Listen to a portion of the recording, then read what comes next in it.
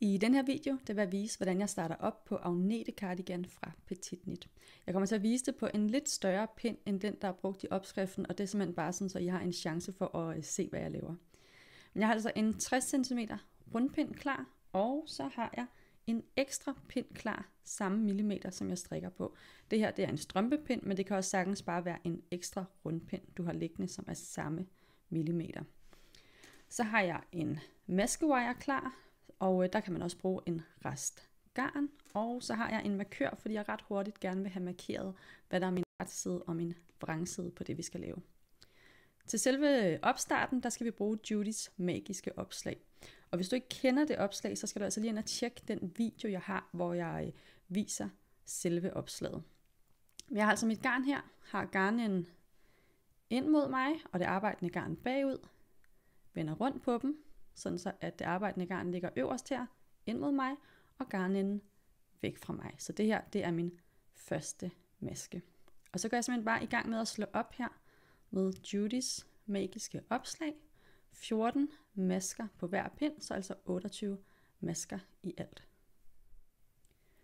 Når jeg slår den sidste maske op på den nederste pind, så vil jeg normalt gøre sådan her, og så holde godt fast på den her garnende, indtil jeg havde strikket de første masker. Men her, der skal vi altså lige lave lidt forskellige ting, så for at gøre det nemmere for os selv, så slår jeg den sidste maske op på den nederste pind, som et lykkeopslag. Så er der nemlig ikke noget at holde fast på. Så vender jeg lige rundt en gang, sådan her. Jeg har stadigvæk retsiden af opslaget mod mig. De nederste masker her, dem skal vi have sat til hvile, og det gør jeg altså allerede nu. Jeg finder min maskewire frem, og sætter den ind på min pind her. Sådan der.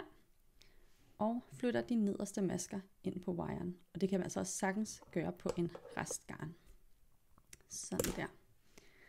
De øverste masker her, dem skal vi have fordelt nu, sådan så at der sidder 7 masker på hver pindspids.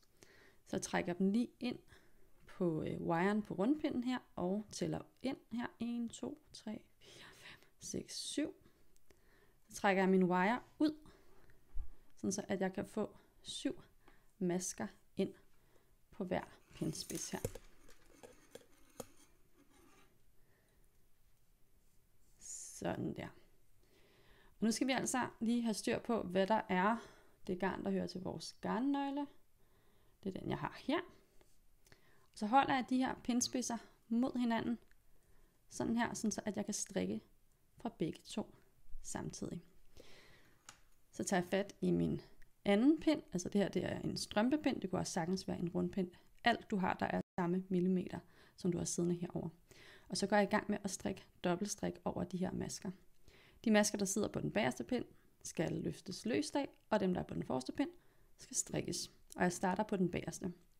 Så der går jeg ind med min pind bag garnet, og løfter en maske løst af. Sådan der. Så strikker jeg en ret fra den forreste pind. Sådan der. Og skal lige have lagt de her pinde lige. Sådan der. Løfter en fra den bagerste løst af. Med garnet foran arbejdet, så jeg tager til min pind ind bag garnet. Og løfter masken af. Strikker en ret fra den forreste. Og det er altså lidt bøvlet, men det er heldigvis kun 14 masker, vi skal gøre det over. Tag en løst af fra den bagerste. Og strikker en ret fra den forreste. Og sådan fortsætter jeg. En løs af fra den bagerste. Og en ret fra den forreste. Og de sidste masker her. En løs af fra den bagerste. Og en ret fra den forreste. Så kan vi trække vejret igen. Nu sidder alle masker samlet her. Og så skal vi simpelthen bare strikke dobbeltstrik over de her masker. Så nu flytter jeg dem lige tilbage på min rundpind her. Og starter med en løs af med garnet foran arbejdet. Strikker en ret. Og en løs af med garnet foran arbejdet. Og strikker en ret.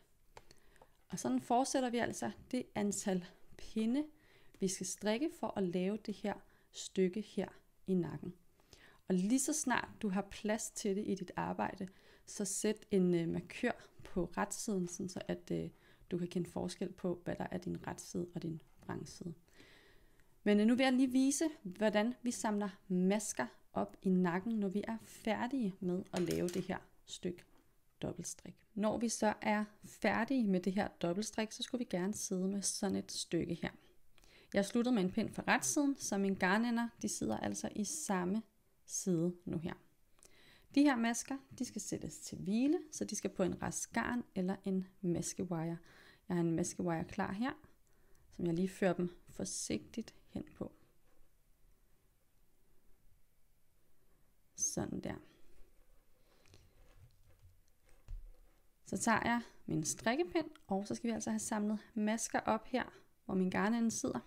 Og hvis vi lige kigger på vores arbejde en gang, så kan vi se, at den sidste strikkede maske, det er altså rækken, jeg har her. Og i den række, der går jeg ind midt i en maske. Nu tager jeg lige en lidt tilfældig en her. Går ind midt i masken. Og så vil jeg gerne have en ekstra tråd med, så jeg tager tråden, der ligger bagved os. Sådan der, sådan så at jeg er under 2 tråde, når jeg samler op.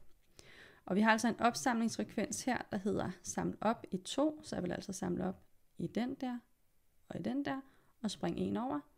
Så jeg springer den der over, og samler op igen i 1, 2, springer den der over, og samler op i 1, 2, og så videre hernedad, indtil vi har det rigtige antal masker samlet op. Jeg starter altså oppe i, ikke den her, jeg lige har strikket i, men i denne her, og går ind midt i masken, og tager en tråd mere med. Og den første her, den kan altså godt lige drille mig lidt, så jeg ved ikke, om jeg får den med igennem. Måske, det gjorde jeg. Så går jeg videre til den næste maske, går ind midt i, hapser tråden bagved med, og trækker den med igennem. Så springer jeg den næste maske over, og går videre til den her. Og sådan samler jeg altså op hernedad, og sørger for, at jeg har det rigtige antal. Og hvis du ikke har det rigtige antal, så må du altså lige justere lidt på den her opsamlingsfrekvens, og så er det bare i gang med at strikke patent.